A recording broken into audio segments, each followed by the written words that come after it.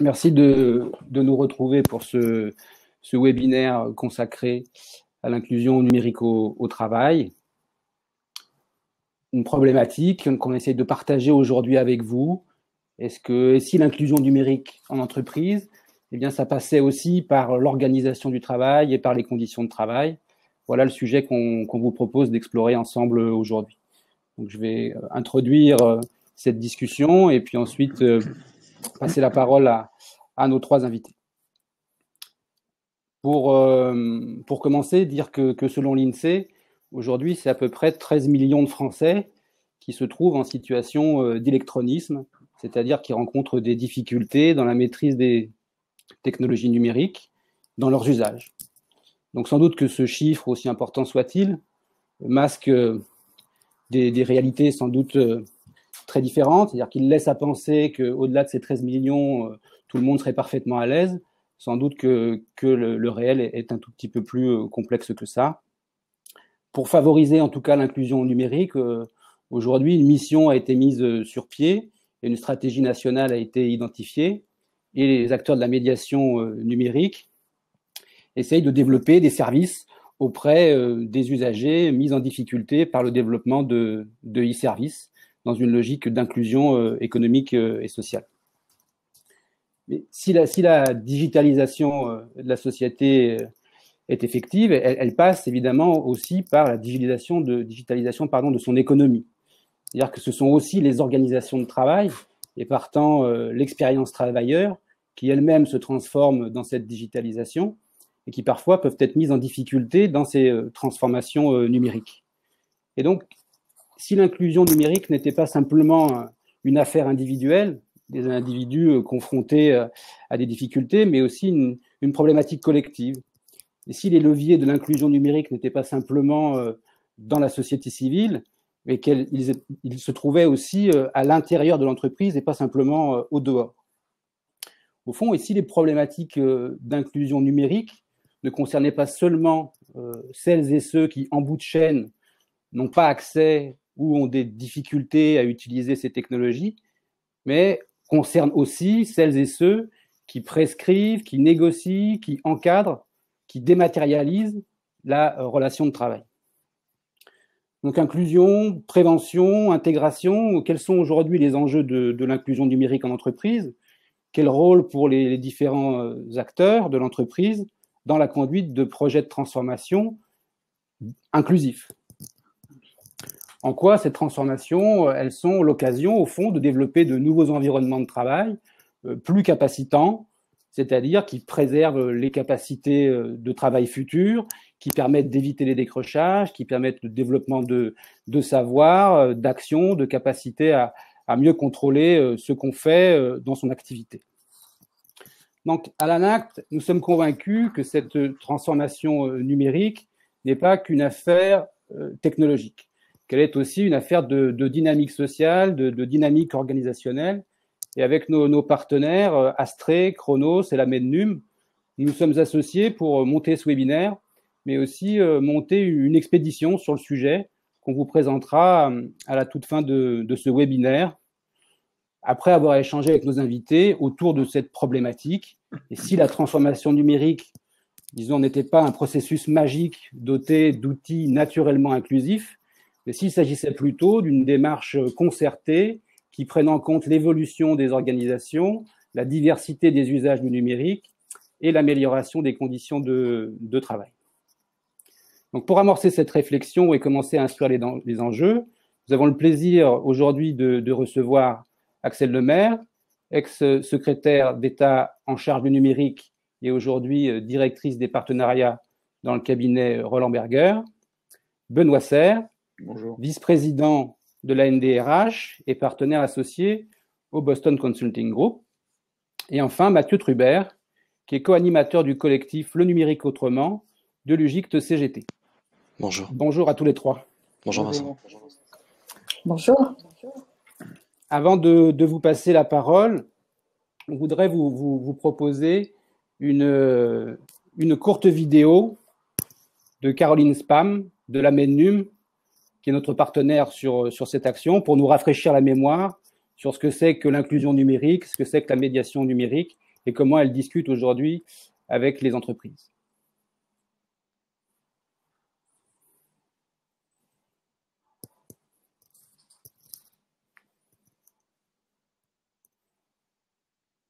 Aujourd'hui, en France, il y a 13 millions de personnes qui sont éloignées du numérique.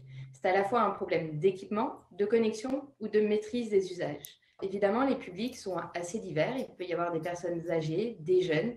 Et pourtant, voilà, le numérique, quand même, structure notre vie. Ça nous permet d'accéder à des droits, à un travail et de maintenir des liens sociaux. Et donc, l'inclusion, c'est vraiment de viser à rendre le numérique accessible à toutes et tous. Et la médiation numérique, c'est vraiment ce côté accompagnement et accompagnement humain au numérique.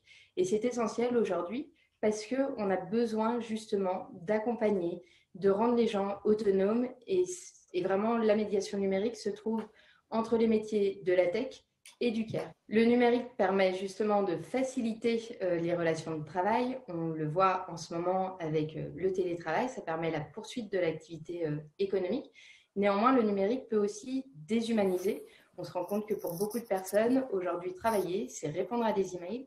Et pour beaucoup, aujourd'hui, en période de télétravail, c'est aussi un manque dans les relations humaines et avoir tous ces moments informels qui ont un peu disparu de nos relations. Alors, il faut tout d'abord dédramatiser le fait d'être éloigné du numérique. Ça, c'est quelque chose de très important. On n'a pas tous forcément les mêmes capacités, les mêmes façons d'apprendre. Et c'est important de sensibiliser, de se dire qu'en fait, ce n'est pas très grave et de mettre en place derrière les outils pour justement accompagner ces personnes-là. Et les entreprises ont un rôle vraiment fondamental à jouer là-dedans.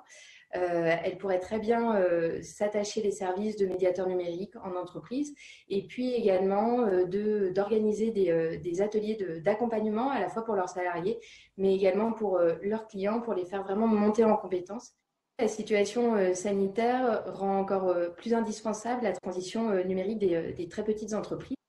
Il y a beaucoup de dirigeants et de salariés de ces petites structures économiques qui sont en fait éloignés du numérique. Et là, on a vraiment besoin d'agir pour permettre justement cette survie des petits commerces, des artisans qui constituent vraiment le tissu économique de la France.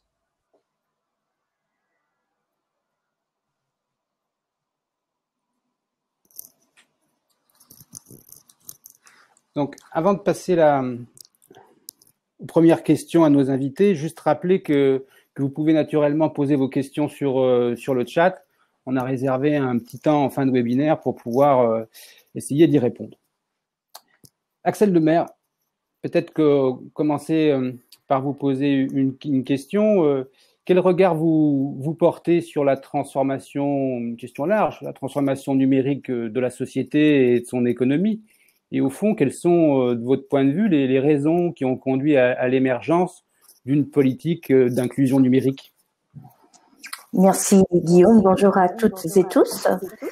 D'abord, merci pour votre invitation. Je suis très heureuse d'être parmi vous pour traiter de ce sujet, non pas comme experte, et nous avons des experts avec nous, mais comme ex-responsable politique ayant été amenée à traiter de ce sujet de la médiation numérique et aujourd'hui, avec mon expérience dans le secteur privé, observant le champ des possibles pour transférer ce qui a pu être appris dans le domaine public et le champ immédiatement social vers le secteur privé et le dialogue social. Alors, où en est-on dans la numérisation de la société et de l'économie plutôt avancée et cette avancée, elle s'est faite notamment en ce moment en marche forcée du fait du confinement. Ce qu'on peut regretter, c'est que pendant de très nombreuses années, le sujet de l'exclusion numérique n'ait pas été placé au centre des politiques publiques de manière systématique. Je vous donne un exemple. L'objectif a été fixé de dématérialiser les services publics à 100% à l'horizon 2022. Mais en parallèle, comme un effet miroir, il n'y a pas eu de volonté forte affirmée d'accompagner systématiquement les publics qui pouvaient ne pas suivre ce mouvement vers la dématérialisation. Et on le sait, il y a de l'exclusion qui est aggravée par l'éloignement des outils numériques, ça a été dit par Caroline, tant dans la connectivité par les infrastructures que dans l'appréhension des usages et la littératie numérique. Donc ce constat, il reste plus vrai que jamais. Pour ce qui concerne l'économie, il est peut-être maintenant plus vrai encore, mais on s'en rend compte tout juste maintenant. Oui, les TPE et les PME sont très peu numérisées. Elles sont en retard sur ce sujet en France par rapport à d'autres pays d'Europe. Et je dois dire que lorsque j'étais membre du gouvernement, il y avait à la fois une conscience aiguë de la gravité de ce problème, mais une forme de dénuement dans la capacité à élaborer des réponses. Et donc, le besoin de médiation numérique, d'explication, de présélection des outils d'accompagnement, il était déjà très pressant à l'époque, il l'est encore plus aujourd'hui. Donc, je crois que sur ce domaine, il faut absolument accélérer. D'accord. Et pourquoi, du coup, ces politiques d'inclusion, elles n'ont pas jusqu'alors réussi à percer la porte des PME? Alors, d'abord, il y a des mauvaises raisons que j'ai observées, moi, qui relèvent sans doute de l'organisation administrative. J'étais ministre à Bercy, qui est donc le ministère des entreprises, de l'industrie du numérique. Et ces sujets de médiation et d'inclusion numérique, ils étaient traités du point de vue des affaires sociales strictement. Et donc, pas dans le radar des politiques concernant les entreprises. Donc ça devrait être rectifié dans la mesure où c'est un sujet d'une telle importance qu'il faut une approche interministérielle et beaucoup plus transversale des enjeux numériques. Je pense aussi que les chefs d'entreprise, les commerçants, les artisans ont le nez dans le guidon. Ils doivent, alors déjà en temps normal, faire tourner la boutique. En ce moment, c'est extrêmement compliqué de garder la tête hors de l'eau et du coup, investir par exemple dans des solutions logicielles pour faire du commerce électronique, pour comprendre l'importance de la présence sur les réseaux sociaux, adopter des outils de gestion comptable, de gestion des stocks, de gestion des ressources humaines par exemple. On voit bien que ça pourrait d'abord permettre des réductions de coûts inutiles et puis les rendre plus performantes, ces entreprises. On est très très loin du compte parce que parfois il est trop tard avant que les dirigeants ne se rendent compte que ces solutions numériques auraient pu les aider. Et encore une fois, toute la réflexion qui a été menée dans le champ social depuis les années 2000, depuis la thématique des autoroutes de l'information, depuis la création des espaces publics numériques et d'un réseau fédéré de médiateurs numériques, eh bien, toute cette réflexion et tout cet écosystème d'acteurs de terrain, il n'a pas été transposé au champ économique et au monde de l'entreprise encore. Merci. Benoît Serre, peut-être rebondir sur ce propos d'Axel Lemaire. Est-ce que vous partagez ce constat et en quoi le développement du numérique en entreprise concourt à produire ou reproduire certaines formes d'exclusion et on l'espère aussi certaines formes d'inclusion? Mais bon, bonjour à tous. Non, je partage ce que dit Axel, évidemment, notamment dans les PME, à la fois pour des raisons de priorité. Je trouve très intéressant l'analyse qui consiste à dire qu'on a mis ça dans le champ social alors que ça aurait dû être dans le champ économique. Je pense que c'est extrêmement vrai. C'est-à-dire que ce sujet-là, on a mis du temps, même dans les grandes entreprises, à l'intégrer comme un élément de business, en fait. Et donc, à ce moment-là, les choix d'investissement, enfin, il y a un certain nombre de sujets. Après, je pense néanmoins que les choses, fort heureusement, s'améliorent et au milieu de notre malheur de Covid, ça pourrait s'accélérer. En tout cas, c'est ce qu'on observe, que la question de la digitalisation des entreprises va s'accélérer, mais du fait de la crise qu'on connaît. Mais je vais prendre trois thématiques qu'on observe. La première, et qui me paraît la plus importante, c'est que souvent, depuis quelques années, on a beaucoup pensé la digitalisation comme un moyen de remplacer les gens. Comme si la digitalisation allait permettre en fait de remplacer les gens. On a découvert avec le premier confinement que quand les gens n'étaient pas dans l'entreprise, tout d'un coup, ça marchait quand même moins bien. Et donc, il y a une approche un peu plus intelligente qui est en train de se créer sur la digitalisation. Le deuxième phénomène, et là qui va poser des difficultés, c'est que vous avez sans doute entendu parler depuis 5-6 ans maintenant, on parle beaucoup de l'expérience client, qui est beaucoup fondée notamment sur la relation digitale. Alors ça dépend des activités, hein, mais vous prenez les milieux bancaires, assurantiels ou autres, ils sont très branchés sur l'expérience client. Et on a découvert assez rapidement qu'en réalité, le meilleur relais des investissements colossaux qui sont faits par les entreprises en termes de digitalisation de la relation client, le meilleur relais étaient les collaborateurs eux-mêmes. Mais que si eux se sentent exclus de cette digitalisation, ils sont de mauvais ambassadeurs de la politique de digitalisation de la relation client. Donc il y a un deuxième phénomène, c'est une sorte d'effort pour dire comment je fais bénéficier l'ensemble de mes collaborateurs dans une entreprise, petite ou grande, de la digitalisation comme élément d'amélioration de la relation. On parle beaucoup d'individualisation de la fonction RH, etc.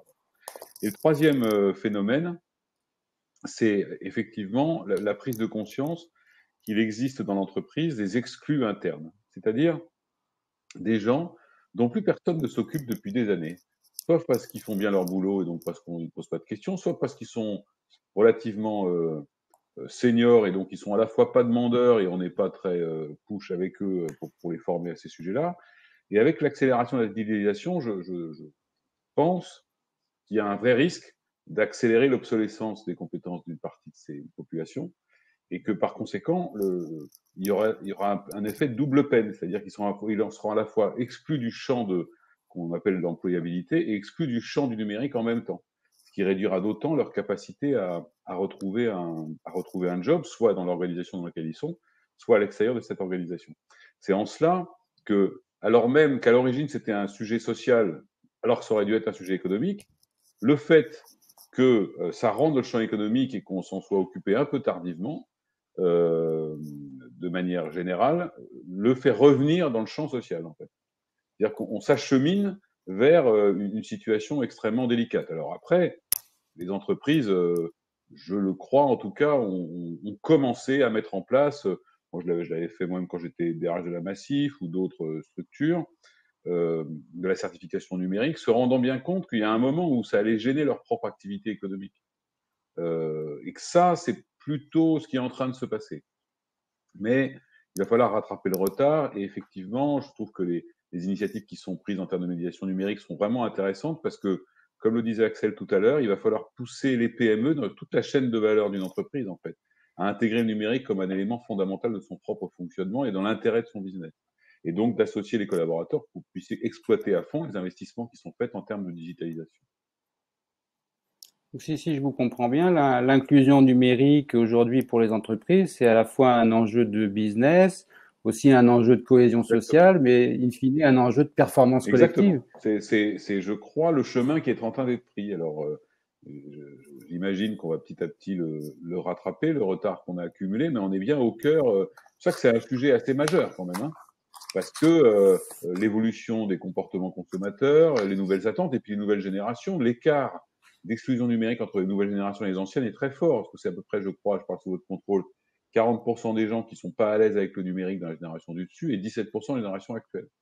Ça veut dire que si on veut pas rajouter encore une espèce d'opposition qui me paraît d'ailleurs assez factice, intergénérationnelle des entreprises, il faut veiller à aligner tout ça sans perdre de vue que même les jeunes générations sont pour 17% exclues. Qu'après, en termes de pouvoir public, et moi je l'ai vécu dans le cadre du confinement lui-même, je pense qu'il y a un effort considérable pour mettre fin à l'inégalité d'accès au numérique sur les territoires français.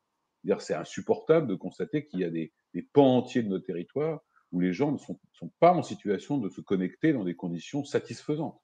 Parce que là, ça ne fait qu'aggraver la situation, indépendamment de la compétence numérique que les gens détiennent ou pas. Ils peuvent la détenir, mais s'ils sont sur certains endroits de France, je vous assure que c'est impossible de se connecter durablement.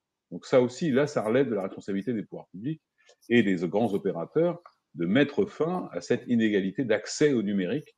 Donc il y a la compétence et l'inégalité d'accès. Merci.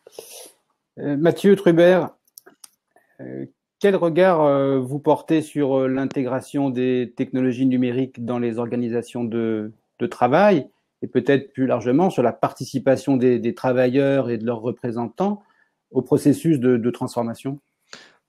Alors, en 2017, déjà en réponse à une demande de l'ANACT, l'approche de l'UJIC-CGT sous l'appellation Construire le numérique autrement est partie du constat d'une formidable chance à saisir, c'est que la transformation numérique des entreprises et aussi des administrations nous donne l'occasion de réinterroger les modes d'organisation et de fonctionnement des collectifs de travail. Alors c'est néanmoins un parcours qui est semé d'embûches, et dans ces cas-là, il est toujours salutaire de revenir un petit peu aux fondamentaux. Donc déjà, se remémorer qu'il n'y a pas de déterminisme technologique, et se poser les bonnes questions, et notamment, quelle finalité de cette intégration des technologies numériques. Et cette question, c'est probablement le meilleur moyen de se préserver de ce qu'on appellerait la fuite en avant numérique, qui n'en apportera pas les bienfaits de la transformation, mais par contre en ferait subir tous les inconvénients. Alors, quelques points de contexte relativement aux technologies numériques. Le travail devient possible de n'importe où, n'importe quand et depuis n'importe quel appareil. Et donc, le travail va avoir tendance à s'organiser sur un mode qui est plus fragmenté et plus dispersé. On va voir la cohabitation d'une multitude de tâches en parallèle, mais qui ont des temporalités différentes. Et cela va avoir tendance à organiser le travail toujours dans l'interruption et toujours dans l'urgence. Donc en l'absence de cohérence globale et partagée dans le collectif, forcément, c'est pas sans conséquences négatives sur l'efficacité au travail. Et donc on a proposé quelques pistes de recherche. Déjà, placer les salariés, utilisateurs des outils numériques, au cœur des transitions procédurales, donc des process, afin d'éviter des dysfonctionnements dans l'activité professionnelle au quotidien. Dans ce processus de transition, favoriser la cohabitation entre ce que l'on connaît déjà et les nouvelles compétences, les nouveaux outils acquis, afin d'éviter les pertes de repères et faciliter donc l'appropriation de ces nouvelles configurations de travail. Un troisième point, c'est de trouver des modes de participation qui favorisent les rencontres, les échanges entre les managers et leurs équipes au sens élargi, donc en incluant les prestataires et les indépendants, parce qu'ils font également partie des collectifs de travail, et cela afin d'assurer la cohérence de l'activité globale et de limiter le plus possible la discontinuité et ce fameux fractionnement des tâches. Et enfin, afin de ne pas ajouter d'instabilité aux organisations de travail existantes, veiller au niveau de formation et de maîtrise des outils numériques, mais de toutes les parties prenantes, vraiment toutes les parties prenantes. Benoît Serre disait que l'enjeu était aussi de permettre à chacun de se connecter, d'accéder au numérique. Est-ce qu'il n'y a pas aussi un enjeu, et vous étiez un porteur de ça il y a quelques années, autour de la déconnexion? Est-ce que la mise en œuvre du droit à la déconnexion participe d'une certaine façon d'une logique d'inclusion numérique? Alors oui, le droit à la déconnexion, on en parle beaucoup. En fait, tout commence à peu près en septembre 2014. On lance une campagne justement pour ce droit à la déconnexion. Et un an plus tard, cette campagne se concrétise dans le rapport de la mission Mettling, à la demande du ministère du Travail de l'époque, sur la transformation numérique et la vie au travail. Et là, pour la première fois, on passe du paradigme devoir de déconnexion au paradigme droit à la déconnexion. Et donc, en fait, on passe tout simplement d'une responsabilité individuelle du salarié à une responsabilité collective à l'initiative de l'employeur. En fait, le problème, c'est que le numérique, c'est fantastique, mais si on ne l'arrête pas, il ne s'arrête jamais. Et donc, on l'a constaté encore avec le confinement, ça a vraiment été mis en exergue avec donc ce télétravail très massif et une augmentation de la productivité, mais aussi de la charge de travail. Et donc sur ce point du droit à la déconnexion, moi je voudrais insister plus particulièrement sur le rôle du manager de proximité, qui a vraiment un rôle clé, parce qu'il doit disposer de marge de manœuvre et d'un pouvoir prescripteur pour vraiment pouvoir intervenir sur l'organisation du travail et la charge de travail individuelle, mais aussi collective, et disposer d'un droit d'expression et de propositions alternatives pour cette mise en œuvre d'un vrai droit à la déconnexion et l'accompagnement du changement des organisations de travail. Ok, merci Mathieu. Benoît Serre, comment résonne cette problématique de l'inclusion numérique en entreprise au regard de la mise en œuvre du droit à la formation et des réflexions en cours sur la formation en situation de travail? Au fond, comment procède aujourd'hui la médiation numérique en entreprise, même si elle ne se décrit pas comme telle, et en quoi la fonction RH peut être pivot dans cette affaire? Il y a plusieurs choses. D'abord, de plus en plus, on observe que quand on conduit une réorganisation de l'entreprise, et on sait que c'est de plus en plus fréquent, d'ailleurs de mon point de vue trop fréquent, les réorganisations d'entreprise, on intègre les évolutions de métier dedans.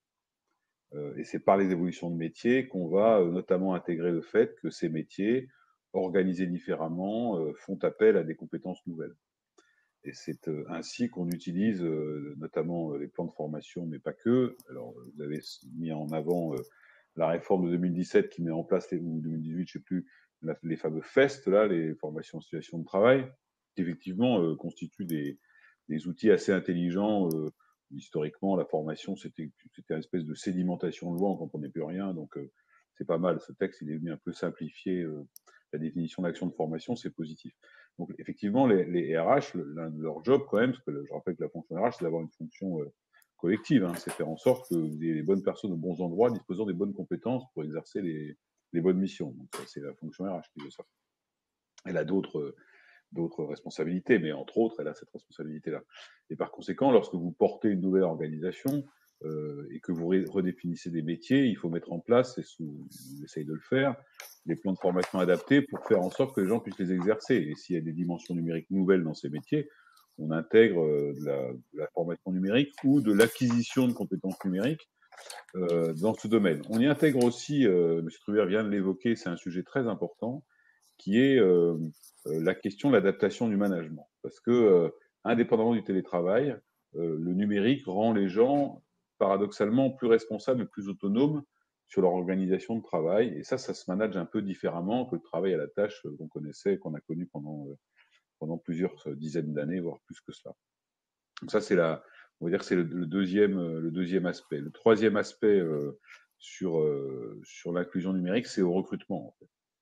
Et on a bien vu que au moment de l'intégration des collaborateurs, maintenant, la part de maîtrise des outils numériques de l'entreprise ou des moyens dont l'entreprise dispose en termes de numérisation et de digitalisation prend une part grandissante dans l'intégration. Et là-dessus, il faut faire attention parce qu'il ne faut pas non plus perdre la dimension, je dirais, humaine et culturelle de l'intégration d'un collaborateur dans l'entreprise. Le seul fait de faire savoir fonctionner les outils numériques qu'utilise l'entreprise est largement insuffisant pour intégrer quelqu'un. Donc ça, c'est un peu la... Et là, évidemment, la fonction RH, elle est au cœur de tout cela. Et puis, un dernier point qui me réagit à ce que disait M. Trubert avec le partage.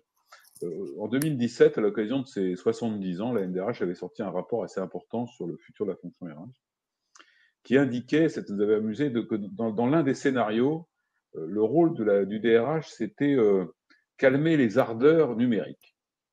C'est-à-dire qu'il y a eu un moment où on avait l'impression que tout était numérique, quoi, que c'était extraordinaire, que le numérique, on crée des directions digitales dans toutes les boîtes de France et de Navarre, et qu'on a l'impression que c'est ça qui allait faire exploser le business, le chiffre d'affaires, le résultat, tout ça. Donc, d'une certaine manière, ce scénario était intéressant pour montrer que les DRH avaient aussi un rôle, non pas de calmer le jeu, mais de bien comprendre que le simple fait de mettre un outil numérique, aussi performant soit-il dans une entreprise, est largement insuffisant pour le rendre utile. Et que l'acquisition de compétences, elle nécessite un peu de temps quand même, et que ça, c'est l'un des problèmes qui est de réconcilier les temps, quoi. Les temps de l'entreprise sont de plus en plus rapides parce que la concurrence, etc., l'est de plus en plus. Le temps du numérique et du digital accélère encore les procédures de production. En revanche, le temps d'acquisition de compétences, il n'a pas tellement bougé, parce qu'un être humain reste un être humain.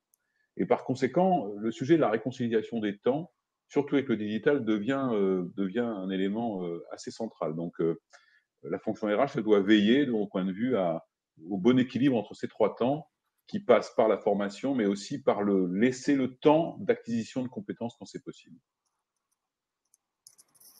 D'accord, donc si je vous comprends bien, reprendre la main sur le temps ou sur les temps constitue une des voies de progrès oui, en la en matière. tout cas, oui, parce que de toute façon, si jamais vous ne le faites pas, le temps s'imposera à vous.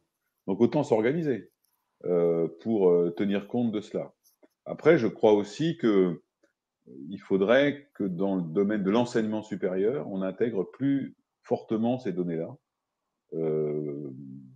ou dans l'enseignement post-scolaire, on va dire, pas forcément supérieur, et que là, il y a un petit temps d'adaptation des systèmes de formation publics et privés en France notamment, pour intégrer ça fondamentalement au fonctionnement des métiers de demain et en faire un outil de métier et non pas un moyen de remplacer un métier. Bien. Mathieu Trubert, le déploiement de programmes de formation, comme vient de l'indiquer Benoît Serre, c'est sans doute un levier pour permettre aux travailleurs de mieux maîtriser les outils numériques qui sont mis à leur disposition pour réaliser leur travail.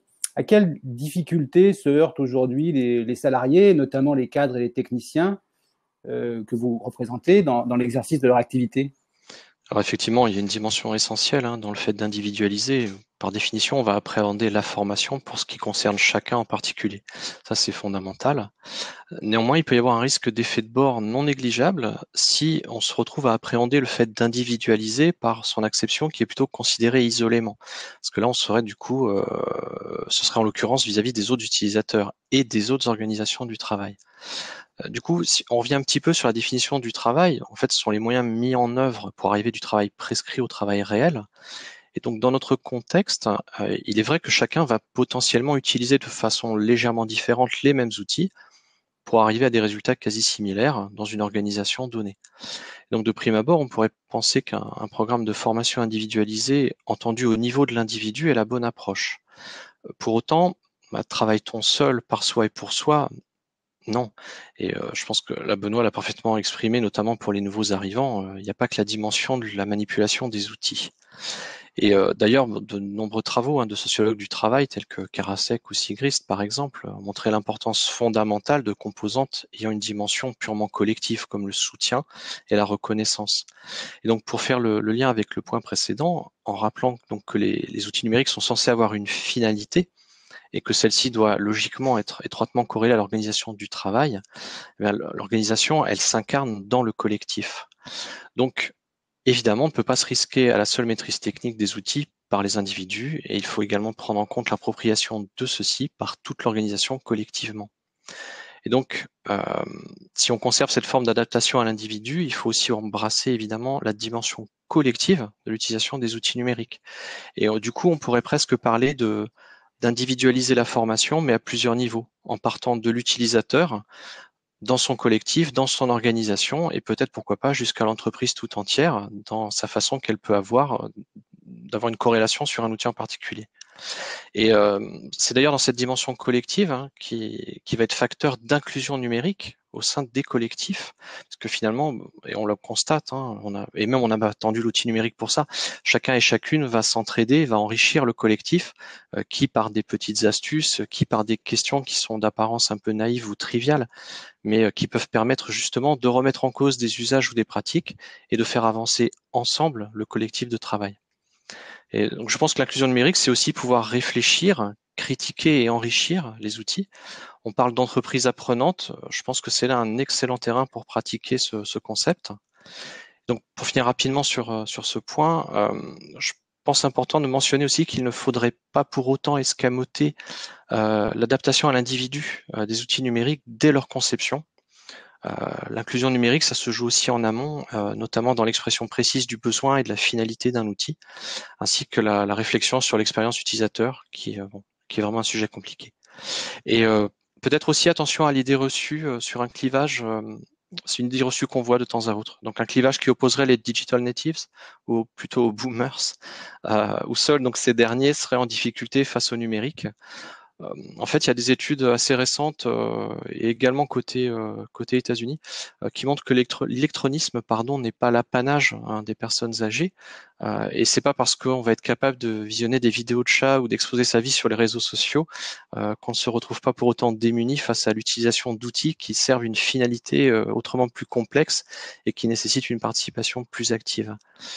Et puis un dernier point, mais qui est important pour moi, c'est l'inclusion numérique. En fait, elle concerne également l'accessibilité au handicap, et ça, c'est très en amont aussi qu'il faut y penser. Merci Mathieu. Axel Lemaire, nos collègues viennent de dire la formation, l'encadrement, le management sont des leviers qui concourent à une meilleure maîtrise des outils numériques et de leurs usages. Est-ce que cette digitalisation, c'est pas simplement une déferlante d'outils, c'est aussi une déferlante de données? Benoît Serre parlait d'intégration culturelle dans l'entreprise. Est-ce qu'il n'y a pas quelque chose à jouer du côté de la culture de la donnée, comme à la fois sujet et peut-être mode de médiation? Alors oui, mais c'est pas drôle parce qu'avec Mathieu Trubert et Benoît Serre, on est tous d'accord là. Peut-être juste revenir sur les constats que je trouve très intéressants qui ont été faits. Il y a une plus grande maturité dans le regard qui est posé sur ces enjeux aujourd'hui. Et on entre moins facilement dans la dichotomie homme versus machine. Et on voit bien que c'est pas le sujet en fait. Le sujet, c'est vraiment comment l'homme, dans une transformation, va pouvoir utiliser l'outil. Et en fait, si la question n'est pas posée comme ça, c'est qu'elle est mal posée. Et d'où l'importance de réaffirmer la volonté initiale stratégique de la part des dirigeants dans un projet de transformation. L'idée, c'est de s'appuyer sur les collaborateurs, les salariés, les femmes et les hommes de l'organisation pour aboutir à une transformation réussie. Le constat fait toutes ces dernières années, c'est que les transfos qui échouent, ce sont celles, non pas qui ont adopté les mauvais outils numériques, ce sont celles qui n'ont pas assez accompagné les collaborateurs, notamment dans l'appropriation des outils numériques. Donc, les grandes solutions logicielles très sophistiquées qui couvrent absolument tous les métiers, toutes les tâches et qui sont imposées de manière top-down, très unilatérale, c'est quasiment voué à l'échec et donc ça fait passer à côté des objectifs d'optimisation et d'intégration collective. Deuxième chose, moi je vois que, en tout cas par rapport à 2014-2015, les deux seules clés de lecture au niveau politique dans ces sujets, c'était vraiment le droit à la déconnexion et le télétravail. Ça ne veut pas dire que ce ne sont pas des sujets importants, bien au contraire, mais c'était un peu les deux seuls. Aujourd'hui, on voit bien que la question de la connaissance des compétences individuelles et de la réalité des acquis et de ces compétences est plus permise par les outils numériques et que le défi consiste à trouver les bons outils pour les bonnes personnes et à placer les bonnes personnes avec les bons et avec les bons outils. D'où l'enjeu de la médiation, parce que tout ça doit se faire dans des formes médiées de dialogue, en passant notamment par la fonction des ressources humaines. Donc, il y a 10 ans, pour schématiser, c'était un DSI, c'était un directeur innovation ou un directeur informatique qui se serait occupé de ces sujets. Aujourd'hui, oui, c'est de plus en plus, et heureusement, le DRH, en lien avec la direction générale et l'ensemble des métiers. Alors, vous m'interrogez sur la culture de la donnée. Elle est fondamentale pour d'abord éviter une seule appréhension du risque qui peut être exprimée fortement de la part des salariés, qui est que oui, mais tous ces logiciels, ils vont nous fliquer, ils vont nous contrôler.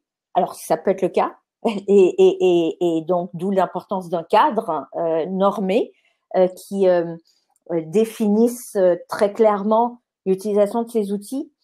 Mais une fois que des réassurances peuvent être données, il y a un vrai potentiel de collecter des données, notamment sur la réalité des compétences et des acquis des individus, pour ensuite les faire évoluer dans le déroulement de leur carrière, pour leur proposer des formations qui correspondent à la réalité de ce qu'ils sont et de ce qu'ils font.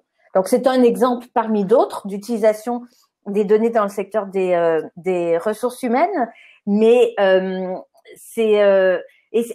ça suppose du coup de comprendre le potentiel de la collecte et de l'utilisation des données. Alors, bien sûr, dans le respect des réglementations et notamment du règlement européen sur la protection des données personnelles naturellement.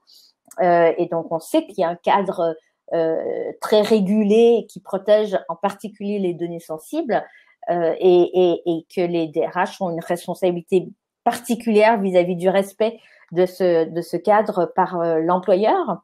Mais il faut, je pense, réussir à dépasser la seule appréhension du risque vis-à-vis de l'utilisation des données qui ne serait que personnelles pour dire, OK, on a toute une intelligence dans l'organisation.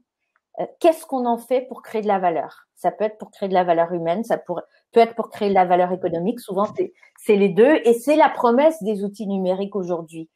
dans l'entreprise. Et je pense que là, il y a encore beaucoup de chemin à parcourir parce que finalement, il y a un enjeu d'appropriation. Moi, je vois beaucoup de start-up, d'entreprises innovantes qui conçoivent ces outils. Elles ont du mal à les vendre parce qu'avant de les vendre, il faut expliquer beaucoup. Il y a tout un travail de pédagogie. Il faut convaincre et il faut convaincre celles et ceux qui sont prêts à assumer des risques qui n'ont pas forcément été expérimentés auparavant. Donc, oui, il y a cette culture de la donnée et de son potentiel qui doit continuer à être développée, mais encore une fois, pas imposée.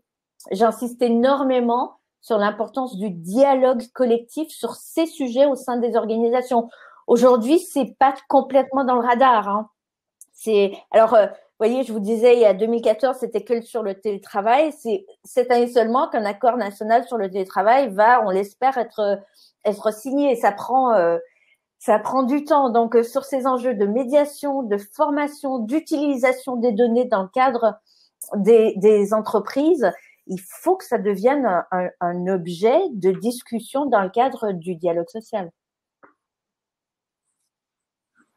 Merci Axel Lemaire. Du coup, je me tourne vers Mathieu Trubert pour rebondir. Cette question, Axel l'a pointé, de la nécessité d'un dialogue social, d'être en capacité, y compris dans le grain le plus fin de l'entreprise, de discuter de ces enjeux-là. De votre point de vue, en quoi un dialogue social de qualité sur la digitalisation des entreprises pourrait être un facteur conjoint à la fois d'inclusion numérique et d'amélioration des conditions de travail? Et je crois que en juin dernier, un accord a été signé à l'échelle européenne qui est passé un peu sous silence compte tenu du contexte, mais qui vient dessiner un peu les contours du dialogue social autour de l'accompagnement de ces transformations. Vous pouvez nous en dire un mot? Oui. Je vais revenir sur le dialogue social de l'entreprise. Déjà, au sein de l'entreprise, les dimensions techniques et sociales, forcément, elles ne sont pas disjointes. L'inclusion numérique, que ça soit dans une réussite ou dans un échec, va avoir un impact direct sur les conditions de travail de chaque salarié et aussi du collectif, et ça se répercute au niveau de toute l'entreprise. Précédemment, donc, on a vu que l'approche collective est indispensable, et l'approche collective, c'est bien une spécialité du dialogue social, tant des instances représentatives du personnel que des organisations syndicales. Alors évidemment, il n'est pas impossible que la réflexion, la critique, l'échange existent au sein d'un collectif de travail, et y compris avec le manager et le RH de proximité, qui a une importance également tout aussi grande que celle du manager de proximité. Mais malgré tout, il va quand même subsister assez souvent quelques problématiques. Ces échanges déjà vont avoir lieu, dans le meilleur des cas, dans des phases qui souvent sont assez en aval de la conception, et trop souvent donc dans une phase dite pilote. Et du coup, combien d'entreprises vont alors donner la latitude nécessaire à une réelle amélioration continue des outils et des procédures, en faisant remonter et corriger les mauvais choix ou les fausses bonnes idées? Et combien d'entreprises peuvent se targuer d'une totale liberté de parole au sein du collectif, ou encore plus rare, en remontant la voie hiérarchique au plus haut niveau de décision? Et a fortiori dans les entreprises où, comme Axel le soulignait, c'est très top-down, c'est vraiment quasi impossible. Et donc, l'intérêt du dialogue social, c'est de mettre en relation et en concertation des personnes d'une même entreprise, tout en s'émancipant du lien de subordination. Et idéalement, ces personnes vont présenter l'intérêt de proposer, dans leur diversité, une vue transverse des métiers, des organisations du travail et aussi des relations entre celles-ci au sein de l'entreprise. Et tout en ayant la particularité, ou d'aucuns diraient la singularité, d'avoir un regard interrogateur sur le travail et sur son fonctionnement. Du coup, on peut avoir une approche possible en plusieurs étapes, et on retrouve d'ailleurs ça dans l'accord européen, je vais détailler un peu plus après. Et ces étapes, elles commencent par explorer, sensibiliser, créer un climat de confiance nécessaire pour avoir des discussions réellement ouvertes sur la totalité du spectre, les occasions, les défis, les risques, les impacts, les actions, les solutions. Donc explorer, moi ça, tu en as parlé je crois tout à l'heure, exploration qui est le but derrière. Et puis ensuite, évidemment, examiner ces occasions, ces bénéfices, ces défis, ces risques. Et puis derrière, s'assurer qu'on va avoir une compréhension commune entre toutes les parties prenantes, et puis mettre en œuvre des actions appropriées. Et in fine, surtout, et là on rejoint la question de l'amélioration continue dont je parlais, c'est qu'il faut avoir régulièrement une évaluation qui est conjointe de l'efficacité des actions et des solutions qu'on a souhaité implémenter. Et donc sur l'accord européen, plus particulièrement, oui, effectivement, donc cet accord, alors je crois qu'il n'a pas encore été traduit en français, mais bon, c'est pas non plus du Shakespeare. Donc, il s'intitule European Social Partners Framework Agreement on Digitalization. Donc, un accord de canevas entre partenaires sociaux au niveau Europe sur la transformation numérique. Et alors ça fait à peu près 14 pages et c'est vraiment, je trouve, très pertinent. En quelques points, vraiment, on peut cibler les problématiques et notamment attirer l'attention et améliorer la compréhension des employeurs, des salariés et de leurs représentants. Donc toutes les parties prenantes sont vraiment impliquées dans ce canevas sur les occasions et les défis du monde du travail qui sont liés purement à la transformation numérique. Et ensuite fournir un canevas pour guider et encourager les parties prenantes à passer à l'action, et tout en prenant en compte l'existant. Dans chaque pays, il y a toujours des initiatives, des bonnes pratiques ou des accords collectifs qui sont préexistants. Ensuite, encourager une approche de partenariat réel entre toutes ces parties prenantes, employeurs, salariés, représentants, et soutenir le développement d'une approche qui est tournée vers l'humain. Et je trouvais important de vraiment le libeller ainsi, une approche tournée vers l'humain de l'intégration des technologies numériques dans le monde du travail, pour soutenir et assister les salariés et améliorer la productivité. Donc, intégration des technos dans le monde du travail, on est vraiment dans le sujet avec cet accord européen et il propose deux approches essentielles pour vraiment aborder ces axes de recherche. Avoir une approche qui est donc baptisée circulaire et dynamique. Alors, il y a un excellent schéma explicatif dans l'accord et donc ça vaudra mieux un long discours, donc je vais faire très vite là-dessus. Mais vraiment esquisser une approche qui est circulaire et dynamique et qui prend en compte les différents rôles et responsabilités des différents acteurs et selon différents angles de vue. Le périmètre au sein de l'entreprise, au sein des organisations du travail, des métiers, des technologies et des outils. Et deuxième axe, c'est souligner des approches, des actions et des mesures concrètes que les employeurs, les salariés et leurs représentants peuvent utiliser selon des besoins et des circonstances spécifiques, donc pour aborder des sujets comme les compétences, les organisations du travail et les conditions du travail. Donc là, on est vraiment au-delà de simplement l'outil pour l'outil. Donc ouais, n'hésitez pas à le parcourir, hein, il est assez court, assez synthétique et il aborde des sujets clés comme abordé précédemment par Axel sur les données, leur utilisation, la vie privée et tous ces sujets vraiment d'actualité. Est-ce que je peux commenter cet accord? Parce Merci, que du Mathieu. coup, pour préparer ce séminaire, moi, je l'ai regardé. Alors, je confirme, hein, il faut avoir l'habitude du jargon technocratique des négociations des partenaires sociaux pour y comprendre quelque chose. Toujours est-il que si je devais retenir un mot, c'est quand même le mot formation. J'espère ne pas me tromper en disant ça, mais je trouve que c'est la première fois parfaitement d'accord.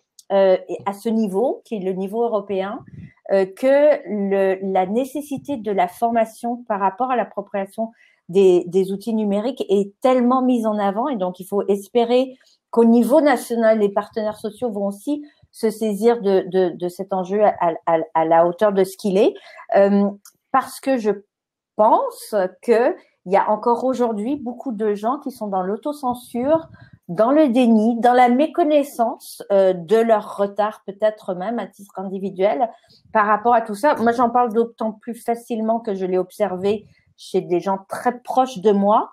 Par exemple, quelqu'un qui est spécialisé dans le marketing, qui a fait une carrière brillante pendant 30 ans, mais qui ne s'est pas rendu compte que le marketing digital est devenu absolument incontournable et que aujourd'hui il y a plus de 2 départements séparés, que la tendance est à les lier et que sans culture de la data, on peut plus faire de marketing aujourd'hui. Et donc cette obsolescence de plus en plus programmée des individus du fait des outils numériques, elle doit absolument être anticipée.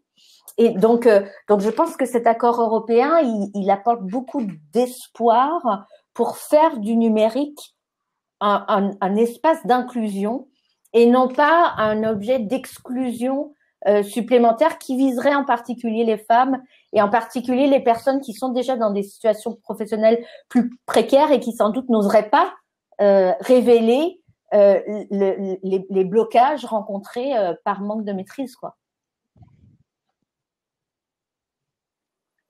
Merci Axel pour ce commentaire à propos.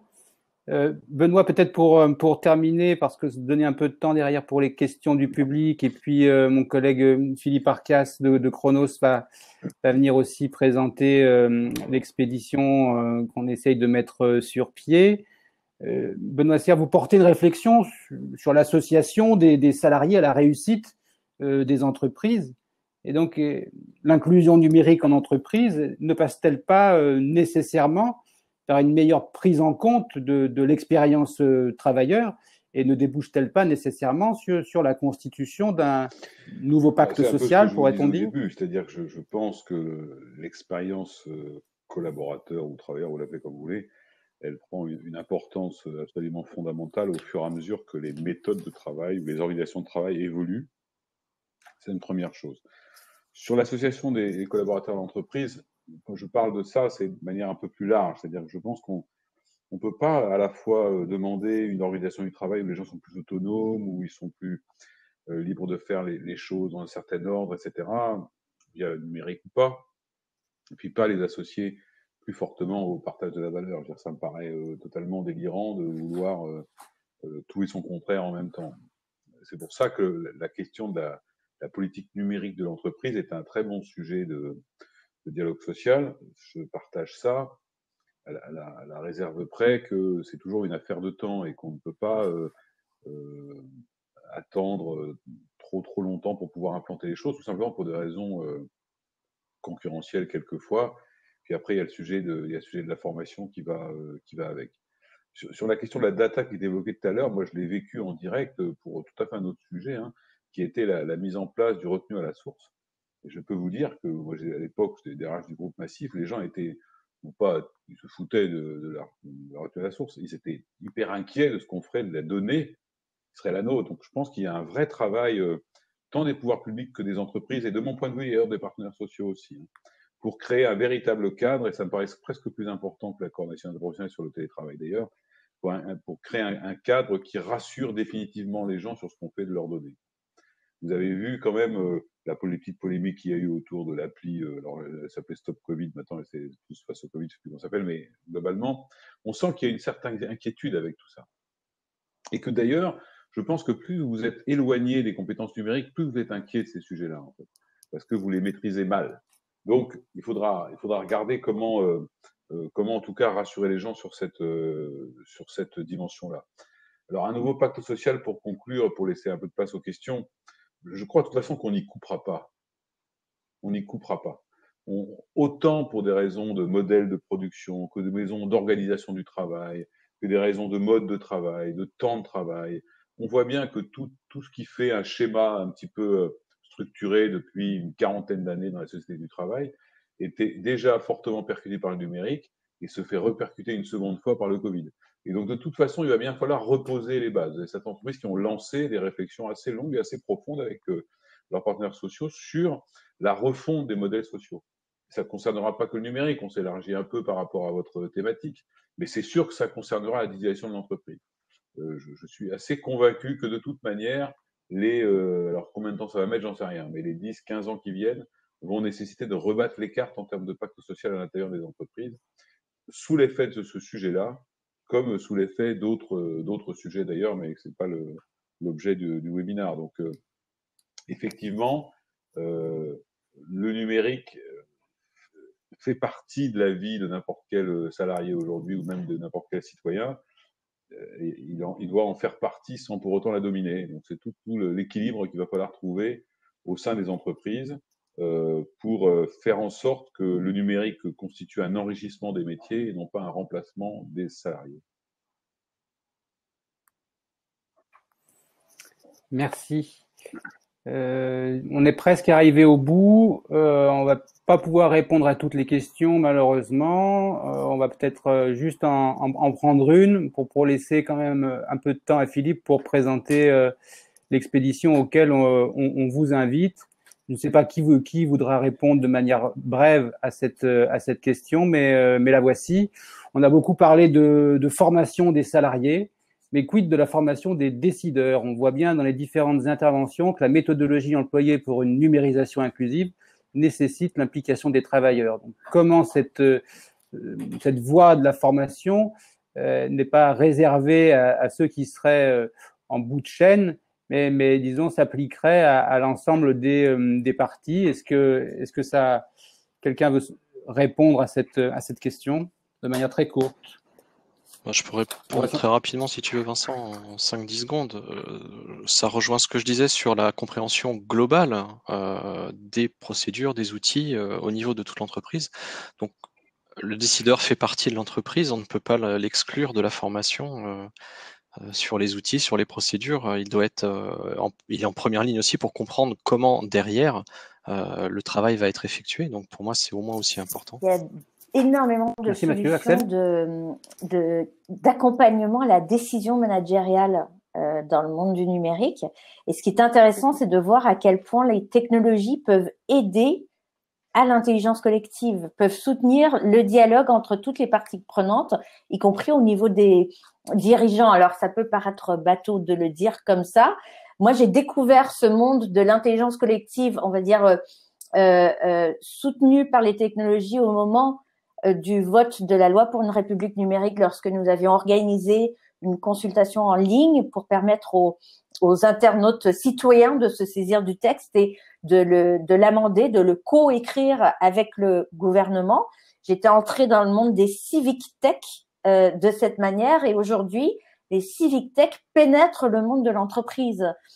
Et donc, elles peuvent être, alors je ne veux pas faire de la technophilie trop facile, mais elles peuvent être un moyen non seulement de prendre des décisions plus consensuelles et plus intelligentes, parce qu'elles embarquent tout le monde et qu'elles garantissent plus la mise en œuvre opérationnelle en bout de chaîne, mais aussi d'embarquer les dirigeants dans ces enjeux de transformation numérique, parce que oui, c'est vrai, ce sont pas forcément les mieux formés, et c'est peut-être plus difficile encore pour eux de le reconnaître.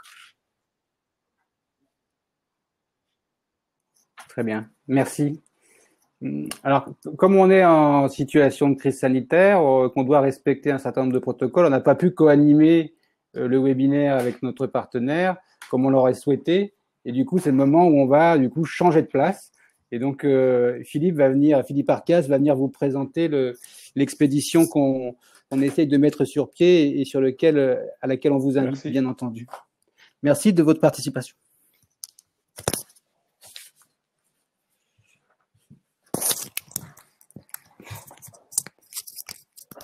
Ça, c'est original. N'est-ce pas?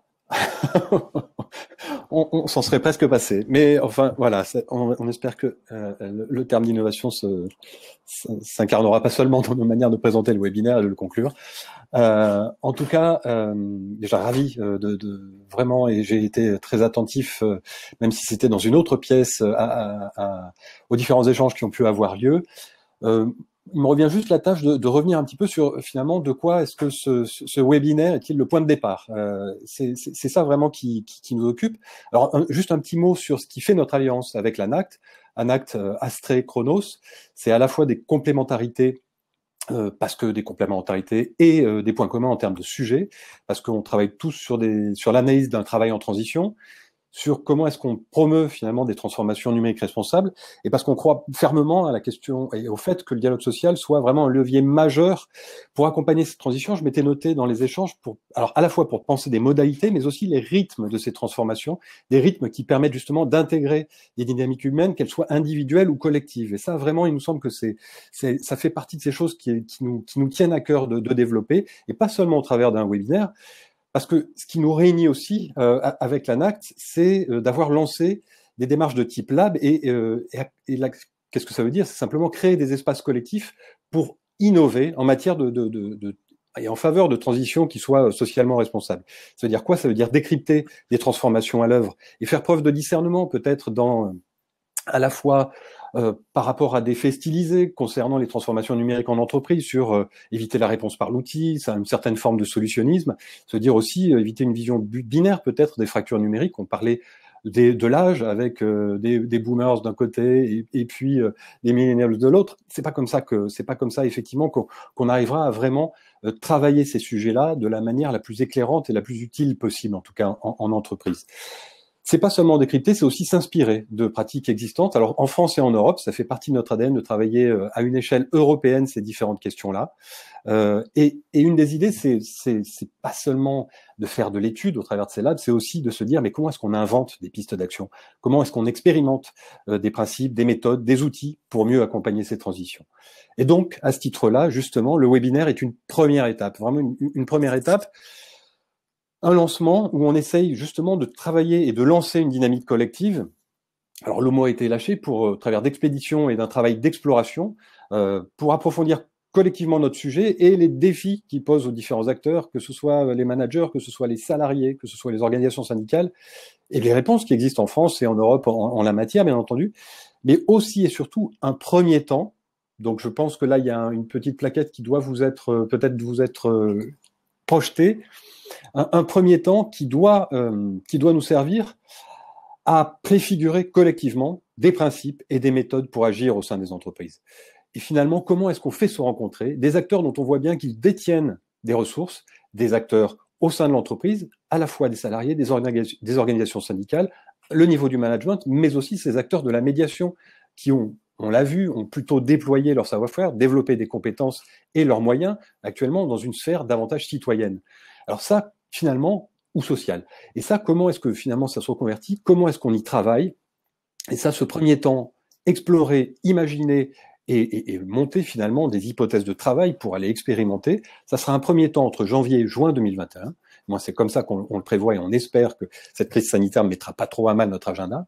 Et puis le deuxième temps, c'est de septembre 2021, juin 2022, là encore c'est indicatif, mais comment est-ce qu'on fait pour ne pas en rester aux intentions? Et c'est vraiment cette deuxième étape d'expérimentation et d'apprentissage en situation de travail que l'on compte à monter, parce qu'on ne veut pas s'arrêter à la production simplement d'un état de l'art. L'idée, c'est on cherche à tester en situation les hypothèses de travail qui ressortiront de cette première phase d'exploration, de formalisation et de formulation collective de pistes de travail en entreprise, commune à ces différentes parties prenantes. C'est vraiment un des points à noter de toutes ces interventions et de ce qui nous unit, je pense.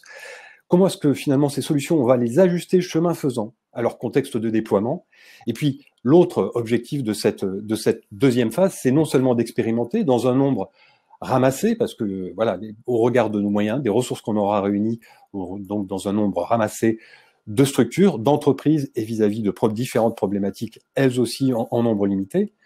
Mais au-delà de l'expérimentation, c'est finalement comment est-ce qu'on capitalise sur ces sujets-là, parce que une de nos ambitions, bien entendu, c'est d'opérer un changement d'échelle sur ce qui aura été expérimenté, les enseignements qui auront pu en ressortir, et parce qu'on pense que c'est vraiment un sujet d'avenir, et parce qu'on pense que c'est un sujet sur lequel il y a matière à travailler au sein des entreprises avec les différentes parties prenantes telles que réunies aujourd'hui. Je pense que non seulement le plateau, mais aussi la salle virtuelle représentait bien cette diversité qu'on cherche à réunir. Mais finalement, comment est-ce que, par rapport à ces sujets-là, on arrive vraiment à avoir un effet de masse et en tout cas des changements un peu d'échelle, parce qu'on pense que ce ne sont pas du tout des questions qui vont rester anecdotiques, mais qu'il y a véritablement des changements systémiques à engager. Donc voilà, donc quoi est-ce qu'on souhaite vraiment, dans quelle perspective on souhaite travailler?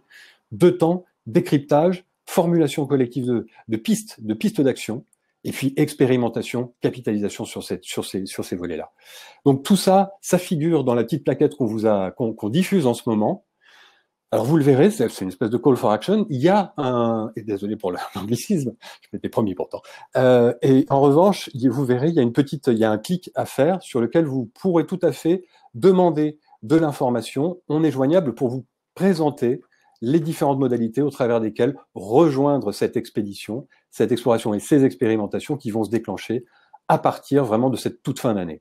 Donc là, vraiment, on souhaite que ce premier séminaire ait pu éveiller à la fois de votre curiosité, votre intérêt, et puis qu'on puisse effectivement engager un travail davantage de réflexion et de terrain très rapidement. Donc merci encore de votre participation à toutes et tous. Je vois mon camarade Vincent, masqué, et dans le couloir à côté de moi, qui se joint vraiment à nos remerciements pour votre participation, à vous intervenants et intervenantes.